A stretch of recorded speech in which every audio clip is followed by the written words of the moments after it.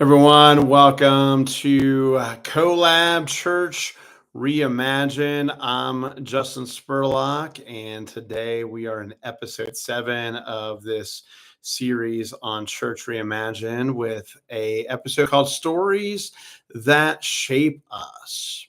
Let me start with a confession. I used to think that stories were just filler, like a nice illustration or a sermon or kind of sweet content for a newsletter. But then I started to notice something. Stories don't just illustrate ministry, they generate it. Stories don't just explain transformation, they actually create the transformation. They create the morphing that takes place.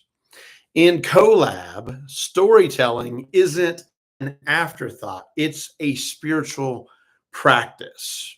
So, this episode is called Stories That Shape Us because we're learning that every testimony, every innovation, every failure shared in covenant has the power to shape the whole body of Christ. We live in an age drowned in information. Tell us what's happening, data everywhere. In fact, people are trying to harness the power of data. You hear it in the news all of the time. I want you to think about the amount of information you are inundated with. And yet, in the midst of so much information, it's like all of it actually matters. And the reason why is stories that tell us what matters and why something matters. If you've ever noticed, if you've ever picked up the Bible and read through the 66 books, there's not a lot of information. It's not an information. Have you ever realized that? It's not data driven. It's story driven. God doesn't give us a bunch of spreadsheets. God gives us stories. God didn't give us all of these data points. God gives us poetry and prophecy. The ancient people of Israel didn't survive exile with flowcharts. They survived by telling and retelling their story. One of the themes of those stories were we were slaves in Egypt, but the Lord brought us out by God's mighty hand. Stories form identity.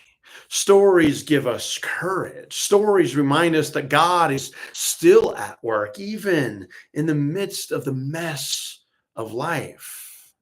That's why in Collab we prioritize storytelling.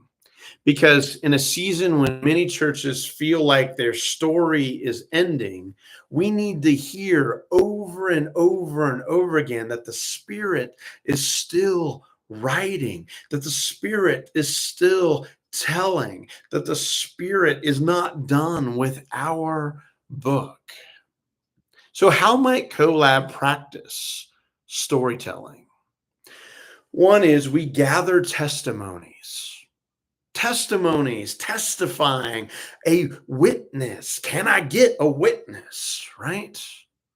And not just of success, not just of solutions, but stories of our struggles, stories of us trying, stories of us failing again and again.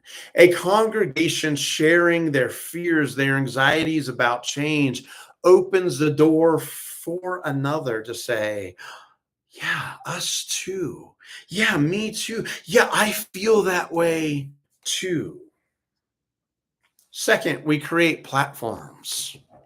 Platforms like moments of worship where the church shares what God is doing. Podcasts like this one where we trade wisdom across miles. We use digital channels, resource libraries where stories become tools for others. And we celebrate small wins. Maybe it's a quick testimony. Maybe it's a mission moment. Maybe it's a newsletter article. Maybe it's a social media post. Maybe it's a video that reminds us that transformation isn't always flashy. Sometimes it's a quiet faithfulness. And every story shared is a seed planted in another congregation's soil. That every time you and I share a story, it gives rise to another congregation being able to potentially flourish. Maybe you're listening and thinking, but my church doesn't have a story worth sharing. Frankly, I actually hear this all the time when I'm consulting with other churches and with colleagues in ministry. I hear them say that my church is done. My congregation doesn't have any breath left. But here's the truth. Your story is actually worth sharing. Your story isn't small. Your story is sacred. Maybe it's a story of when you partnered with a neighborhood school. That's quite a story. Maybe it's a volunteer who kept on showing up again and again when no one else did. That's a story. Maybe it's a moment of failure that taught you actually how to depend on God. That's a story. The Spirit works through the stories that we offer, and they don't have to be perfect stories. In fact, the best stories are imperfection, aren't they? No one wants to hear a story about how everything went perfectly. That usually doesn't have a lot of lessons to share.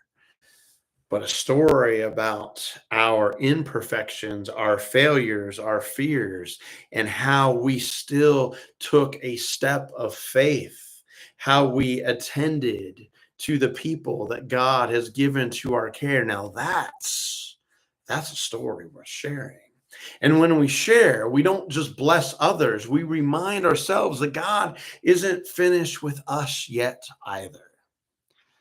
So here's my invitation. What's one story from your congregations last year that needs to be told? What is one story from this past year in your congregation that needs to be told? Second, who's going to tell that story? I bet it's you. You're the person that God has given the story to. You are the storyteller.